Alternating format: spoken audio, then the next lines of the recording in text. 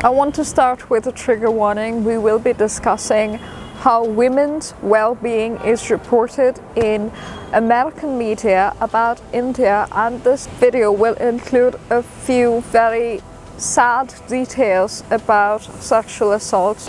I am not going to showcase any video evidence or anything, so I do urge you to be mindful before proceeding and watching this video.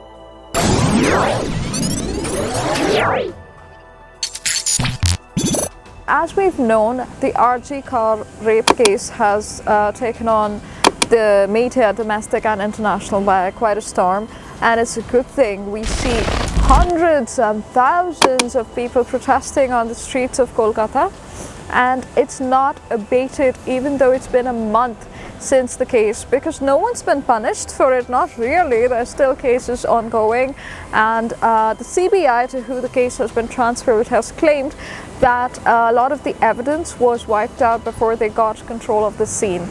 However, this is one case in India. What I will be showing to you today is how international media, basically American media, French, German, all of these media houses, publications lean a certain way, and the internationalization of fringe events is a worry, because there is a danger to a lot of the perception and a lot of the statistics and data when it comes to actually discussing women's safety.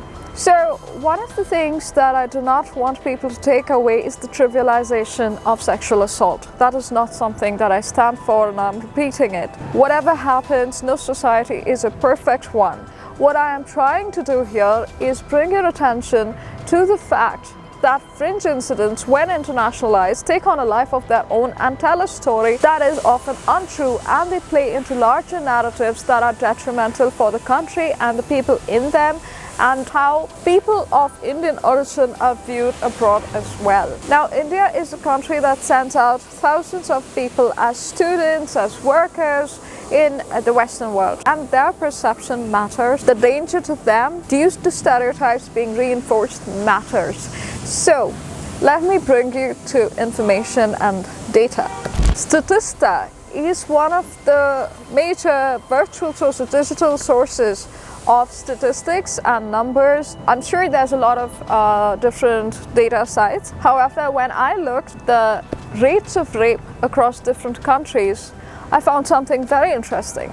Now, we know that the population of India is large, and at any given time, taking a total number of India versus a percentage of numbers from the rest of the world is going to give a very skewed picture, just because there's so many of us. So regardless of whether we're a high trust or a low trust society, numbers have to be compared to similar numbers elsewhere.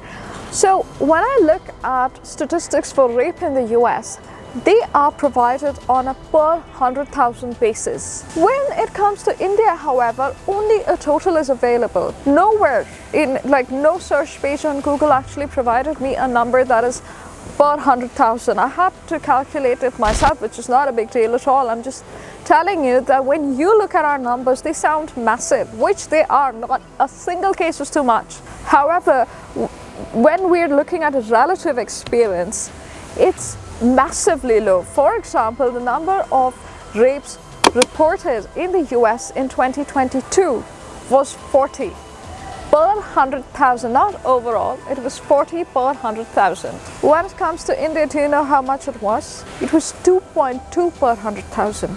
It has reduced to 1.8 in 2024.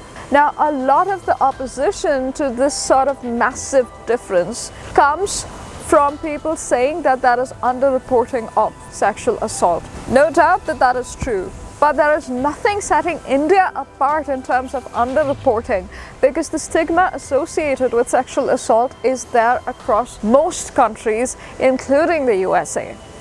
And so, according to their own data, about 63 to 70%, but at least 63% of rapes go unreported in the US. I do not, if there is someone who says that, the underreporting is lower than that in India, there is a certain bias and a prejudice against its people and against the country itself they function with, because there is nowhere that something like this is specified for India. It's very unlikely that the rate of reporting goes to below 65 or 70%, and so underreporting is not a problem only with India.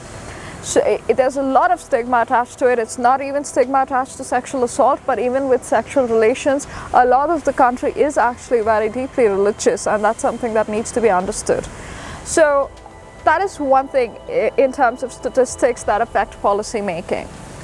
Now, how this is covered in American media is something to note. Now, the case of Giselle Pelicot, I hope I'm not butchering her name, but the French woman who comes from a small town of only 6,000 people, who is now 71 years of age, but her husband drugged her and invited 92 men from that small community to rape her while she was unconscious for over a decade, has been reported once by the New York Times. The R.G. Kerr case had 3 reports on it at least until last week. Is the life of Giselle Pelicot less valuable than that of an Indian to the New York Times? I don't believe it is. In fact, they are being more considerate perhaps of her distress than they have been towards that of the doctor. I do think that the protests should go on and that domestic media should continue to pressurize the government and everybody involved and the intelligence and the agencies that are involved in and the law and order system in general, because it is in a shambles, as we agree. But international media focusing on Indian incidents to create a narrative that plays into policies, foreign policy regarding India, tourism, and all of the ideas about India that are enabled by these news points, by these lack of data or misrepresentation of data, is something that we need to know. Even in Poland, there's been heart-wrenchingly horrific case where a woman was kidnapped by a man named Mateusz Jak, who is undergoing trial right now, and she had been kept captive and her teeth and her lips were removed while she was used as a sex slave by this man. I'm really sorry to be bringing these details to light, but this is something that a lot of American media chooses to not cover in favor of covering certain incidents that for the regions that they target. It is not that the lives of these women are less valuable. In South Korea, the scale of the crime is so large, 220,000 people. That's an immense number. That's 222,000 people were involved in a foreign exchange over Telegram.